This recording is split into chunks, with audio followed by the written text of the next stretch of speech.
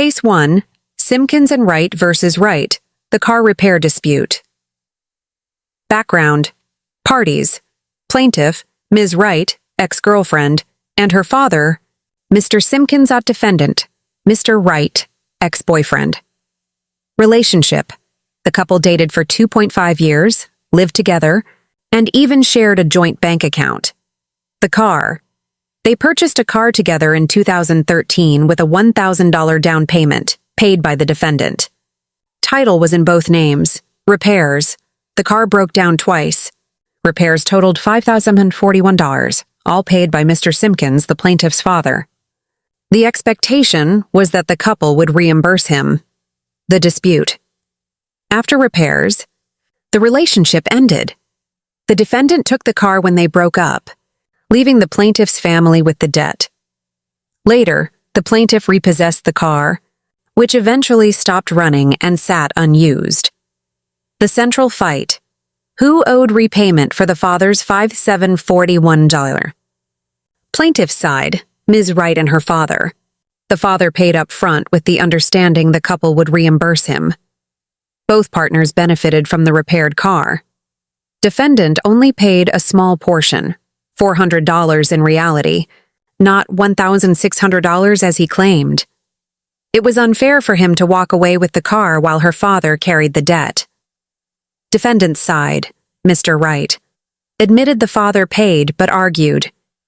He never directly agreed to repay Mr. Simpkins, said the agreement was only between the father and Ms. Wright, claimed he had already repaid $2,600 in installments, stopped paying when he realized Ms. Wright wasn't contributing, agreed to sign off his name on the car title, to wash his hands of the mess. Judge Judy's role, sorting the agreements, pointed out there was no written contract between the father and the defendant, highlighted that vague promises like "I'll pay what I can" are not binding. However, she emphasized that both partners benefited from the father's payment while they were a couple. Breaking down. Responsibility. Total repairs. $5,741 divided equally, $2,870 each. Defendant claimed he paid $1,600 already, but even giving him credit for that, he still owed $1,270 on young couples sharing assets. Judy scolded both sides. Couples who aren't married should not buy cars, houses, pets, or timeshares together, called it messy, and reminded them courts don't exist to divide property between almost marrieds. Final orders. Defendant must pay $1,270 to the father. Defendant must sign off the car title within 5 days so the plaintiff's side can sell or dispose of it. Defendant's counterclaim for repayment was dismissed. Ruling. Judgment for the plaintiff, Mr. Wright owes $1,270 to Mr. Simpkins. Mr. Wright must remove his name from the car title within 5 days. Lesson: if a parent covers expenses for a couple, both partners are responsible, at least while they're together. No contract, Yerka's limited legal power, but fairness still counts.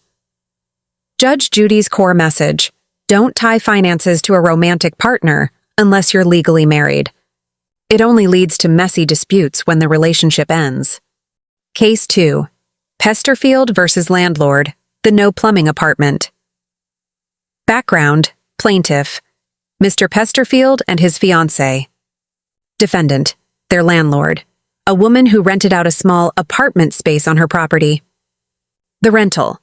In October, plaintiffs answered an ad for what was advertised as a 1-bedroom apartment at $700 rent. Reality: the space had no plumbing, no running water, and no kitchen. The landlord initially told them they could use the main house kitchen and bathroom until plumbing was installed. She also sent a Facebook message offering that they could stay rent-free until plumbing was fixed.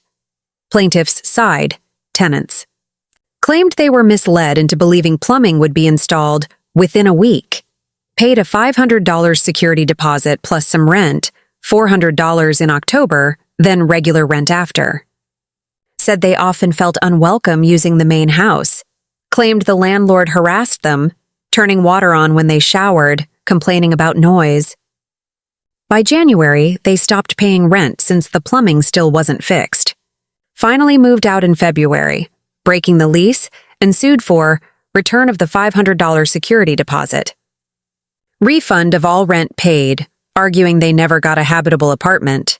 Defendant's side, landlord, insisted plaintiffs were tenants, not guests, once they started paying rent. Claimed they caused property damage, holes in walls, carpet ruined, left a Christmas tree in the yard. Filed a $5,000 counterclaim for unpaid rent and damages. Argued that she tried to have plumbers come, but plaintiffs wouldn't let them in due to their sleeping schedule. Judge Judy's role, establishing tenancy. Once plaintiffs paid rent in October, they became tenants regardless of the plumbing situation.